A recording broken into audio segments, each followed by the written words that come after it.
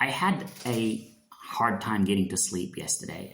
Part of the reason was my kid, who somehow seems to sense those days when dad has decided that he's gonna take it easy finally, and he's gonna get some sleep. He's gonna get to bed early and he's gonna get some sleep. And he manages on those days to somehow get sick or have a sore tummy or have a nightmare or something. And so I basically I was having a bit of a hard time getting. I had a lot of back pain recently, to the point I'm having difficulty breathing from this pain. I've got my my little port for taking chemotherapy treatment over there. That's been bothering me a lot lately, with the muscle pains and stuff. And so I thought, I'm going to get some sleep. I'm just going to take it easy today. I'm going to get to bed early. I'm going to, start fresh tomorrow. Hopefully my back will be feeling better. And no such luck. My kid woke me up like 3 or 4 times. And so I ended up listening to quite a lot of conversations on YouTube. And I want to talk about some of the things, the breakthroughs that I had in listening to these conversations. So primarily I was listening to Brian Chesky, and this is what this talk is going to be about. Brian Chesky is the co-founder, or one of the founders of Air BnB. And it's a pretty cool story, actually, and he's a smart guy. I had a lot of breakthroughs in listening to him. And we also had, I also listened to Steve Wozniak, Steve Jobs, and Tim Cook, and there were some common themes that sort of I'm going to pepper in as I talk about this. But I really am excited to share these ideas with you. So Brian Chesky was in this address that he was having. I think he was talking to students at Stanford or something, and he was talking about how how do you know you're onto a good idea, and he said that he was given this advice by somebody. He said a lot of the really good ideas sound like stupid ideas, and you shouldn't worry about anyone stealing your idea, because if it's good, most people are going to dismiss it because it just sounds absolutely crazy. Now, do keep in mind that not all crazy ideas are good ideas. This is a one-way implication, not a two-way. So a lot of people have difficulty with that sort of logic. But it's kind of like if I said to you, all cats are animals, then you go, oh, then all animals are cats. No, they're not. All animals are not cats. That would be an equivalence relationship in logic. What we're saying is that a lot of really good ideas, or most really good ideas, when you first talk about them, when you first share them with people, everybody thinks that's crazy. That'll never work. That's not a good idea. So it's really hard to tell if it's actually a really dumb idea or it's a really good idea that nobody's really appreciating at that point. So that was kind of an interesting one. And I see a parallel here in my business and what I'm doing. So there was also here, Tim Cook was talking about his experience with getting hired by jobs and why he was so excited about working with, because he was working actually at a good company. I think he was at HP or something, and it was like the top company at the time. And there was really no incentive to leave that job, but he had an interview with Steve Jobs, or a conversation with Steve Jobs, and he just, one of the things that he spoke about was like how he tended to he was always surprising you by going in the opposite direction to where everybody else was going. So, for instance, he talked about consumer computing. Everybody at the time was like, let's move away from that because that's not really a good business opportunity. There's not a lot of money to be made there. Whereas Jobs was like digging in, and he was going after that market hard. That is actually, I think, this idea of just doing it different is super important. And in creating an idea, a business that is going to be successful, it is to be different. Steve Wozniak was talking about, and he's a nice guy. I understand now. I always felt bad for him that he was not part of, a bigger part of Apple, that he didn't, get to share in the success that Jobs did, and that he was more deserving. But I kind of get it. I don't think that he was really cut out for that kind of work. He doesn't share those ideas about business that would actually make him a success. So there's an extreme that you go to that is wrong, basically. But he talked about how he taught himself how to do electronics, and he didn't have access to a whole lot of computing, so he did this with paper and pen, and he would do it at home, and there wasn't a lot of access in schools or anything like that. And he said, if you're reading all the same books as everybody else, then yeah, you're gonna get straight A's, you're gonna get all the answers right. They're gonna tell you, good on you. They're gonna pat you on the back. You're a smart student, and so on. But you really don't get anything. You don't actually learn anything new. Because you've read the same books as everybody else, so you have the same information that everybody else has. How are you going to come up with anything new? And so he taught himself with paper and pen. He's like thousands of hours he spent gaining that experience with paper and pen, and he was brilliant with electronics. And so, looking at all these different sort of perspectives on the same idea is really interesting. With the super traffic machine, not with the super traffic machine itself, but what we've been doing with the business command center and all this technical stuff I've been teaching in this market intuitively. And I remember I shared my ideas with a trusted colleague, like a guy who as far as he's a brilliant copywriter, and he's very good. Like, he runs a very successful business where he's managing his own Google Ads campaigns that are killing it. They're crushing it. What he's doing with his Google Ad campaigns, and being a copywriter, and the conversions, and he's selling the product, and he's building the product himself, and he's an affiliate network and all that kind of thing. Like, he's doing amazing stuff. And I shared with him the idea, and he was like, that's the idea of sharing technical expertise with internet marketers. And he was like, yeah, I don't know, that doesn't sound like a good idea. I don't think that's very scalable. It's very niche, and that kind of thing. He said these sort of things. But then later on, he came back to me. He's like, dude, I come around to the idea. I saw this, and he started showing me these people doing other, like, not the same thing, but similar sort of ideas. And he was like, yeah, this is cool. I think you might want to dig into this. And sure enough, like, the entire market, if you look at like the internet marketing space, everyone will tell you, hey, this stuff is too complicated. These people are not very technical. You need to be showing them how easy it is to do things, and you don't want to get them, show them difficult stuff that will scare them away. And you're scaring them away with all this technical stuff. And it's crazy. It's crazy to come and to go to a bunch of people who are internet marketers interested in selling product, building a business, having conversions and copywriting and all that stuff, and say to them, hey, I'm going to teach you how to do like cloud infrastructure stuff, or how to set up your own how to host your own email sending server or whatever, or even like when I did the 90-minute app as well, where I was teaching people how to program, basically, or when I did the HTML classes that I did in 90-minute, I think it was called, what was it called? I forget, 90-minute HTML or something like that, and so on. Like, these very technical sort of classes that I was teaching to internet marketers, but they worked, and they actually, digging in actually gave me an edge that nobody else was after. And that's why you say you're not afraid of anyone stealing your idea, because most people are going to dismiss it.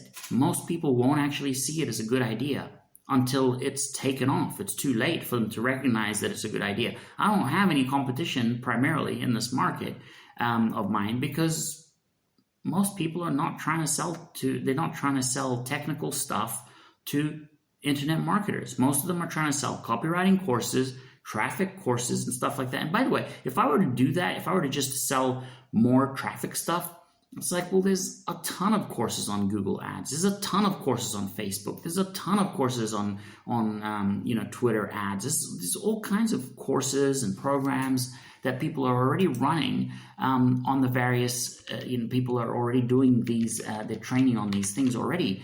And I'm just going to be another voice. I mean, I might be really good at one aspect of it, but I'm just going to be another guy. You buy from me because you like me more than the other guy, for instance, but that's about the only edge that I'd have. So for you as well, I would suggest that you look at how you can distinguish yourself and be different from whatever else is going on in that market that you're in. Have a look at your market and see what is everyone else doing, and let me try and see if there's a way that I can bring in something that I'm passionate about, that might interest these people. So another idea that he shared, that Brian Chesky shared, and again was the same sentiment was shared by Wozniak, I think primarily had a similar idea. He says most good businesses come from you trying to solve a problem for yourself. And it's usually not about some life-changing problem, solving a life-changing problem. It's not like a really, oh my God, this is like a major issue. If we could solve this, people would be like over the moon and everybody would be buying my product. He says, usually it's you it's like a nuisance that you're trying to deal with. And so the story that he shared, that Chesky shared, was how they began their business was he basically had this really good, a decent job that had health insurance and whatnot, and the stuff that, conventional wisdom told him that he should pursue. And then he looked in front of him and he looked behind him. He said the road in front of me looked like the road behind me. Basically, that there was no difference. There wasn't really anything exciting happening in his life. And somebody had talked about moving to San Francisco or wherever, and he packed his bag. He quit his job, packed his bags with no plan, jumped into his Honda Civic, and took off. And when he got there, he basically had $1,000 to his name. He couldn't make rent, and they were trying to figure out what the hell to do. They didn't even have a business idea or a business plan or anything. And so when they got to he was a designer, by the way. And so when they got there, there was a design conference in town, and they were looking at all the hotel bookings, and everything was sold out. Because usually when there's a conference, you can look at, like, they usually show you the hotels that you could get into. So he looks there and he didn't find, basically all the hotels were booked out. And they're like, what would be cool? Like, they were just trying to make rent. They were hustling. They weren't really trying to, build a business out of this thing. They're like, what would be cool is if we could maybe offer people an air mattress to sleep on, basically. And so his friend had like 3 air mattresses, and he had, they had a house, but they're like, let's, offer these air mattresses to people. And they had 3 guests come and stay with them. And they didn't think it was going to be they didn't think that this was a really great idea or anything, but they were trying to solve their own need. In this sort of annoying situation that they were in, they stumbled across this wonderful idea that ended up turning into Air BnB. And he says that, the Air BnB, most people don't realize this, but basically it's because it started as air bed and breakfast. So air mattress, meaning air mattress. So that was also a really cool idea. And Wozniak also talked about this. He said most people, they go into they want to get into business. They want to look at it's like a marketing-driven business. They want to look at what does the market want? How do we fulfill a need? And then we'll create a product around that need. Let's, ask the market what it is that they need. And he's like, but I always thought it was cool to, have a project where you're building something and it's cool and you're looking at it and it's like, this is something, I'd like to do. You've got the components around you, or you got the parts. Whatever that, generalize it as you will. But you create something that you think is really cool, and then you're like, hey, check this out. And you got some other people who see it and they're like, oh yeah, wow, that's a really neat thing. And so taking this approach, of course, this is, if you do it to the extreme of Wozniak, I think it starts to hinder your progress in business. But I think there is a certain aspect to this that is shared with most of the people who have had quite a lot of success in business. It's that they actually so I'm going to tell you another person who spoke on a similar topic is Simon Sinek. He said that most people, they come out and they want to give a talk or they want to write a post or whatever it is, and they begin. In the back of their mind, they're here to take something from you. They're asking And this shows through. And so they do things for the wrong reason. He goes, you need to turn up with an attitude of giving, right? And if you turn up with the attitude of giving, then that shines through. Now, you can still make money from that. There's a way to turn that around and to have a transaction come of it. But if you start out with that attitude of, I'm here to share something that is cool, that is valuable, that people would benefit from, and then you transition afterwards towards a thing that monetizes that, that is okay, and people will appreciate that. And so this is another thing that I share with these, a sentiment that I shared and resonated with me, because that is how I've approached most of what I do in business. I turn up, and yes, I want to make money out of this transaction, but I don't do things because they make money alone. I do them because this is cool and I want to share it with people. And I think that there are other people out there who are going to appreciate it and be like, oh yeah, that's neat. And so, okay, cool. Well, you can buy this. And those people are going to, jump at the opportunity to buy it because there's nobody else who's coming along and showing them this thing, because everyone else is looking at what the market wants. And they're like, okay, so the market wants more conversion and traffic training. I'm going to go and build another conversion product, another copywriting product, or another traffic product. And I mean, it's cool and all, but it gets a little bit boring after a while, to be honest, to keep, because the market doesn't know to ask for things that don't exist yet or that are not on their radar until you put them on their radar. So what they're asking is basically things that they know about. I bet you anything that if you went back a year or 2 or 10, depending on how long you've been in the industry, how long have you cared about a Google ads training, for instance, or a traffic training of any kind, or a Facebook ads training, or a YouTube ads training, or any of those things, or copywriting books? How long? Direct response stuff. How long have you actually given two shits about any of this stuff? You didn't know about it to care about it. You wouldn't have been jumped at the opportunity when somebody showed you, oh, here's a way to make money using Google ads or using Quora ads or whatever it is. And that's not something that you would have cared about. But today you care about it because, well, somebody at some point shared something with you. Now you're inspired to look in that direction. Well, what if somebody comes along and shows you something else that was never on your radar, and that turns out to be pretty cool? Certainly, you weren't thinking, oh, how can I get my website served off of a cloud platform and have it auto scale? How can I run my own mail server? Most of you weren't thinking that, but now that I'm showing it to you, is that not pretty cool? Probably. I mean, you probably weren't thinking about it, but when I showed it to you, it seems like a cool thing to do. Anyway, let me move on to another. This is probably like the biggest one for me, and apparently I'm not the only one to think it was pretty cool. So he said, he describes basically what is, he is Brian Chesky. He describes what is a very, very difficult start to Airbnb. They had a serious problem, the chicken or egg problem, basically. I've experienced this when I built my chat back when I was 16 years old, and I had this basically what was a social network. So you can run ads as much as you like, but then people show up and the chat is empty. There's nobody to make friends with. There's nobody to socialize with. Well, it's not going to be, these people are not going to stick around for very long, right? But what you need is to have people there chatting, and that's your problem. I don't have enough people there chatting. That's why I'm advertising. So you bring in one person, he shows up, there's nobody there, he's leaving straight away. Well, it's the same thing with Airbnb. They needed listings, and they needed, in order for people to put listings up, there needed to be people who knew about the website so that they would buy. And nobody was going to be there to buy if there was no listings. So they needed a huge influx of people who were running, who were using the website, and it was difficult to get that traction and momentum. And so how did they solve it? And they went through a lot of difficulty, a lot of pain. They were like rock bottom.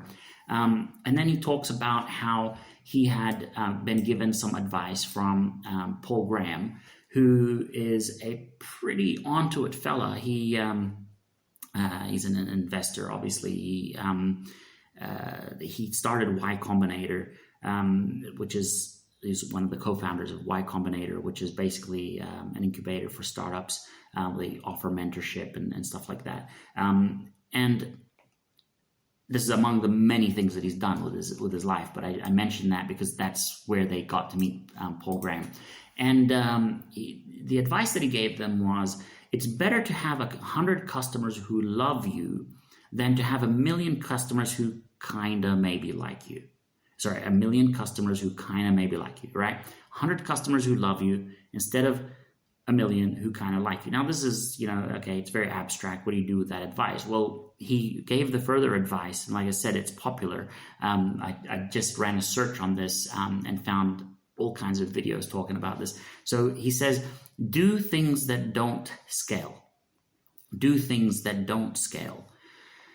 What that means is, so basically, if you're thinking of 1 million people, you're like, I can't do this thing because it's going to be too much work to make it multiply 1 million times. I can't do this very manual sort of a labor type of a thing.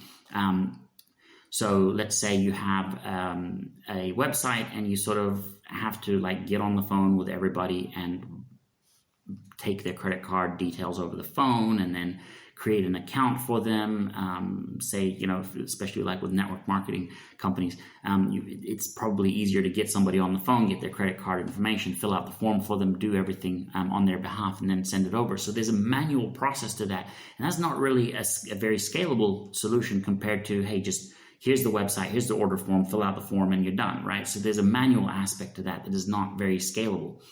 The cool thing about this, though, is that you go from thinking 1 million, which is, okay, I need this to hit like 1 million people. I need this to hit 100,000 people. I need 1,000 customers, whatever it is, whatever your target is, which is like, it feels like an infinity, to thinking about a very finite number, 100 customers. I mean, most of us can imagine, okay, it's not necessarily going to be easy, but to get 100 customers is something within the realm of our imagination.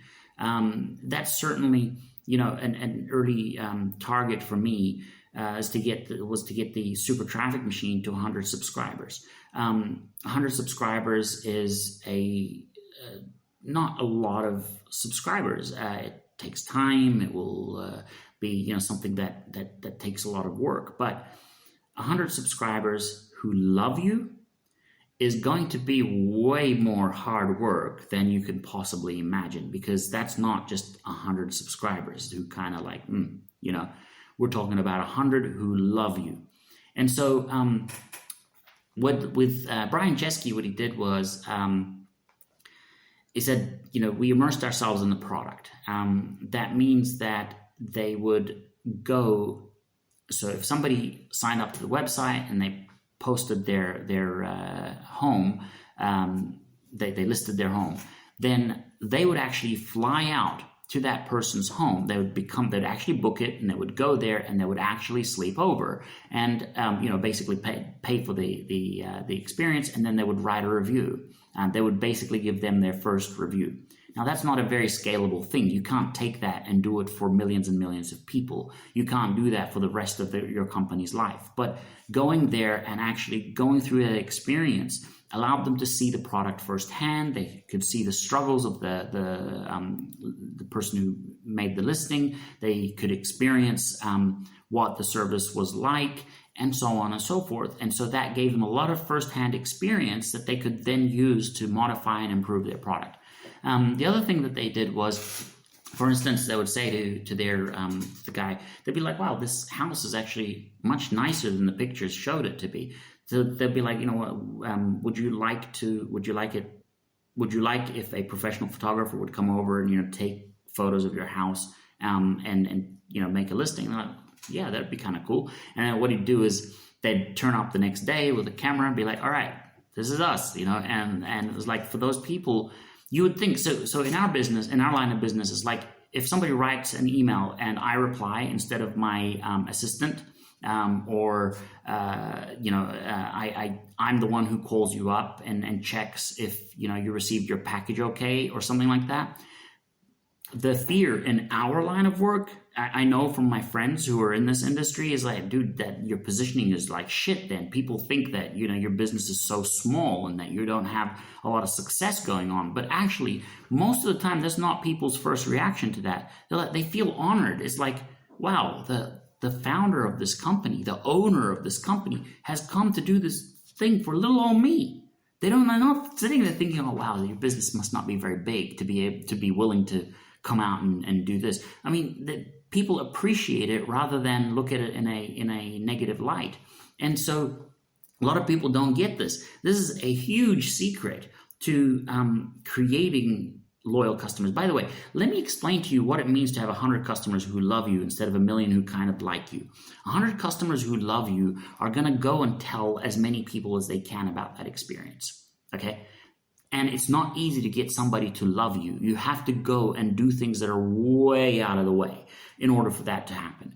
And this is why, one of the reasons why, I mean, by the way, it's not like I heard this and then I started to implement it, because then that would be transactional, and I'm not transactional in that regard. This is just, it resonated with me because I'm already doing these kind of things. So when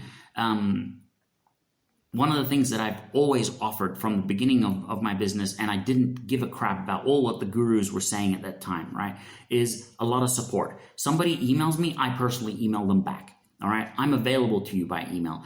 Sometimes I'm willing to jump on a call with somebody who's not even a customer, just to answer their questions or help them out with something. I'm willing to have a chat with you on Facebook Messenger or whatever. It's not always convenient. It's not always something I want to do, but I've always felt like, dude, this has always given me, it's kept my ear to the ground, and it's always given me a lot of insight as to what do my customers want, what do they need, how can I help them better, how can I serve them better. And then I've always done that, and people have, over time, I never did it with the intention of, you know, oh, I need people to love me, therefore I'm going to go and do this. But over time, what I found that is, didn't just pay off in that having these conversations, I learned so much about what I could sell in my market, what are the problems that people are struggling with, and how can I help them better. Not only that, but also that I've got a very loyal following of people who have had these little personal interactions with me, and they'll come and tell me, I won't even remember a lot of the time. They'll be like, oh, we had a conversation on such and such a day. Oh, I met you at this conference, and you took us to dinner, and you paid, and I don't know what, or we had a conversation, like you gave me an interview, whatever it is, you signed your autograph, you gave me this advice when I was still coming up, and things like that. I hear these things all the time, and it's so awesome to hear them. And like I said, a lot of the time I don't even remember those experiences, but they were so meaningful that these people remember them and have remained loyal to me for many, many years because of those very experiences. And so I would also pass on that advice to you then, because obviously it's not tainted necessarily by being, I don't want you to be transactional about it, obviously. I want you to mean it, right? But I would say definitely do things that don't scale. Do things that are, because they will often give you insight into what it is that you could do in your business that does scale, by the way. You can't do this forever, but there are some things that you'll feel like they're so important that, no, I do need to find a solution that scales for this thing. And so definitely do that. Look at how you can add a personal touch to your business, doing things that are not normally advised, because those things can really make that huge difference where people start talking about you. And you might be at a point, honestly, where you don't even need advertising, because people are talking about you, they're talking about your business, and they're telling other people about you, whether it's in blog posts or in videos or just on their social media following, or they're just telling their friends privately. There's so much power to word of mouth advertising, and the best way that you're going to do that is just set yourself that small target of, let's get 100 customers that are in love with you and with your product. All right. So that is what I have for you today. I hope that you got a lot out of it. Tell me what you think. And until the next video, take care.